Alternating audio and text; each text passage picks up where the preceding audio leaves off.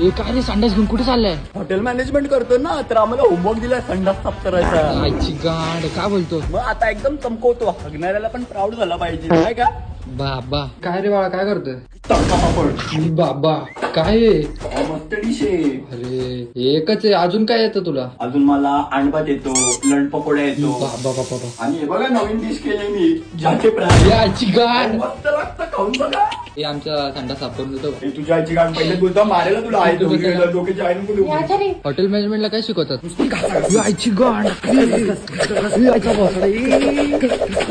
कधीतरी आम्हाला पण खायला दे. दूध भात, आईची गाड. कांदे सँडविच, बबले वडापाव, आईचा भोसडा फेणचो दे काय. चोको मोको आईस्क्रीम पाहिजे का तुला? नको नको नको नको. हॉटेल मॅनेजमेंट करून वाया नाही जात. तरी तू 7 जणांचे संडास साफ केले, दिवसाचे तू घेतले त्यांच्याकडे 50 रुपये बरोबर. हो आणि मग दिवसाचे झाले किती? 350. आणि संडासचं जास्त काही टेन्शन नसतं, फक्त थोडं चॉकलेट साफ करायचं असतं. बाबा आणि महिन्याचे 350 झाले किती? 10,500. बरोबर. पण प्रॉफिटच आहे ना तुझा. बरोबर बरोबर. म्हणून हॉटेल मॅनेजमेंट करून कधीच कोण वाया गेला नाही, फायदा झाला ते. आता तर मी भांडी पण धुणार आहे, काय असेल तर सांग ठीक आहे. ओके दादा. चल येऊ. हा हा. चॉकलेट साफ करायला जायचं. चॉकलेट पाहिजे तुला?